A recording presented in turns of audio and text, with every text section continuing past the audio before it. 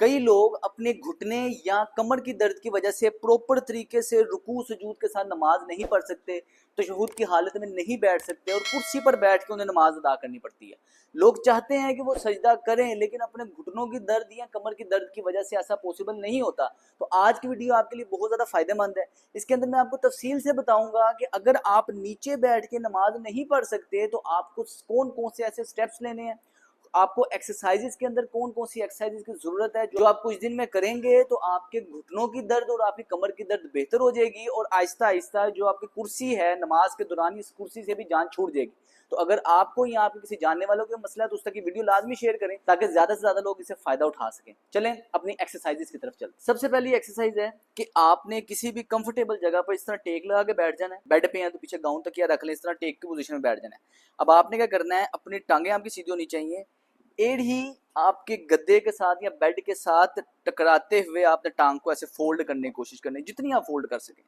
फिर आराम से टांग सीधी करेंगे, फिर आपने इसको आराम से फोल्ड करने की कोशिश करनी है जितना पास आ सके, फिर आराम से सीधा करेंगे और आपने दोनों टांगों पे इस वर्जिश को 10-10 दफा कर और दिन में 2 दफा आपने ये वर्जिश लाजमी करनी। दूसरी वर्जिश के लिए आपने किसी तौलिए को इस तरह रोल करके घुटने के पीछे इस पोजीशन में फंसा देना है।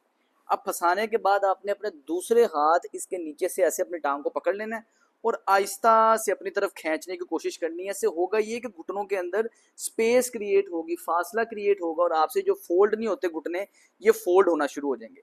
आपने 30 सेकंड तक रोक के रखना है, फिर आराम से टांग ढीली छोड़ देनी है।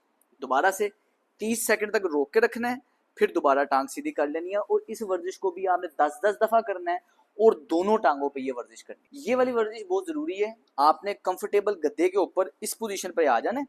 अब आपने क्या करना है, जो घुटने के दरमियान जो क्रीज होती है इसके अंदर आपने अपने तौलिए को इस तरह फंसा देना है।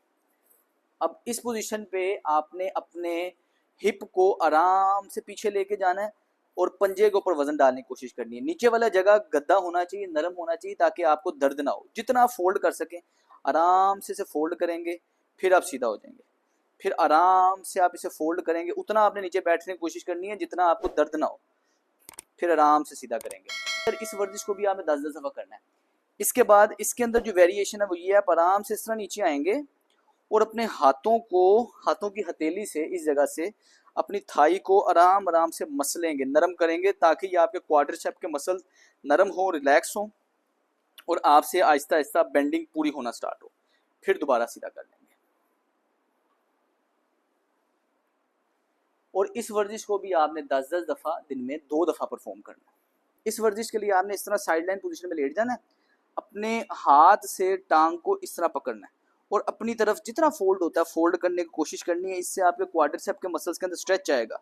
आपने 30 सेकंड तक इस स्ट्रेच को रोक कर रखना है, फिर टांग सीधी कर लेनी है, फिर 30 सेकंड तक इस स्ट्रेच को रोक के रखना है और टांग सीधी कर लेनी है और ये दोनों साइड पे वर्जिश करनी है। दूसरी तरफ करवट लेके दूसरी टांग के अंदर भी ये वर्जिश करनी है और इसको 10-10 दफा दोनों टांग पे दिन में 2 दफा रिपीट करना है। वर्जिशों के बाद जो जरूरी चीज ये है कि आपने अपने जिस्म को आदत डालनी है कि आहिस्ता आहिस्ता आपका जिस्म यूज टू हो और आपसे नमाज नीचे पड़ी जाए। उसके लिए कोशिश करें फजर के फर्ज और मगरिब के फर्ज आप सबसे पहले प्रॉपर रुकू सजूद के साथ पढ़ना शुरू करें। अब आपसे अगर सजदा नहीं परफॉर्म होता शुरुआत में तो कोशिश करें कि आप साथ कुर्सी रखें, आप पहली रकत पढ़ लें, प्रॉपर रुकू किया, उसके बाद सजदा अगर आपसे नहीं हो रहा, सिर्फ मरीजों के लिए आराम से आपने हाथ पे वजन शिफ्ट करना है, पाँव पे वजन शिफ्ट करना है, नीचे जगह आपने जायनमाज नरम वाला रखना है, फिर आपने प्रॉपर तरीके से सजदा करना है। अगर आपसे बैठा जाता है वापस तो ठीक है, नहीं बैठा जाता तो आपने कोशिश करना है कि इस पोजीशन पे आना है और अगर इधर आप स्टे कर सकते हैं ठीक है, नहीं स्टे कर सकते तो वापस आप